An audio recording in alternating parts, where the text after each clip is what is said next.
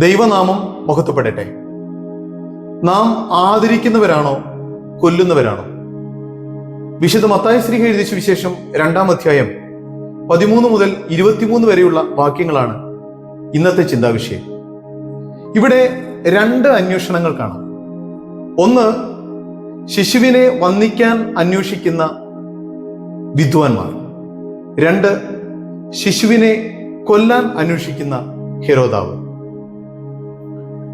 ഓരോ ശിശുരോധനത്തിലും കേൾപ്പു ഞാൻ ഒരു കോടി ഈശ്വര വിലാപം, ഓരോ കരിന്തിരി കണ്ണിലും കണ്ടു ഞാൻ ഒരു കോടി ദേവനൈരാശ്യം. മധുസൂദനൻ നായരുടെ നാറാണത്ത് ഭ്രാന്തൻ എന്ന കവിതയിലെ ഈരടികളാണിത്. യേശുവിന്റെ ജനന സമയത്ത് നിഷ്കളങ്കരായ കുഞ്ഞുങ്ങളെ കൊല്ലുവാനുള്ള ഹെരോദാവിന്റെ കൽപ്പനയും, ഹെരോദാവിന്റെ വാളിനെ ഭയപ്പെട്ട് കുഞ്ഞിനെ മാറോട് ചേർത്ത് പിടിച്ച് ഓടിപ്പോകുന്ന ഒരു പിതാവിന്റെയും മാതാവിന്റെയും ചിത്രവും നൊമ്പരപ്പെടുത്തുന്ന കാഴ്ചയാണ്. അവിടെ കൊല്ലുവാൻ നിൽക്കുന്ന ഹെരോദാവിനെ കാണാം, അവിടെ വന്ദിക്കാൻ വേണ്ടി വരുന്ന വിദ്വാൻമാരെ കാണാം, തന്നെ വന്ദിക്കുന്നവരെയും കൊല്ലുന്നവരെയും ഒരുപോലെ സ്നേഹിക്കുന്ന ദൈവത്തെയും കാണാം. ഇവിടെ വളരെയധികം ത്യാഗം സഹിച്ച് ശിശുവിനെ അന്വേഷിച്ച് കണ്ടെത്തി വീണ് നമസ്കരിച്ച് പൊന്ന് മൂര് കുന്തിരിക്കാൻ കാഴ്ച സമർപ്പിക്കുന്ന വിദ്വാൻമാരെ കാണാം.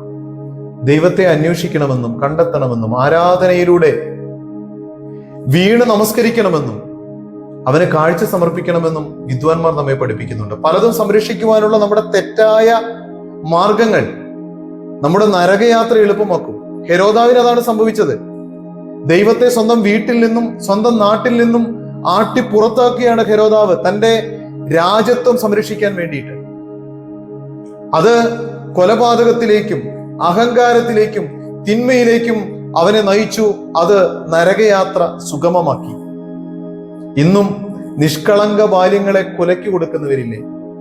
നമ്മുടെ ഭവനാന്തരീക്ഷം, തെറ്റായ ജീവിതക്രമം, മദ്യത്തിന്റെയും മയക്കുമരുന്നിന്റെയും ഒക്കെ സാന്നിധ്യം, ഇങ്ങനെ പലതും നമ്മുടെ ബാല്യങ്ങളെ ഇല്ലാതാക്കുന്നുണ്ട്.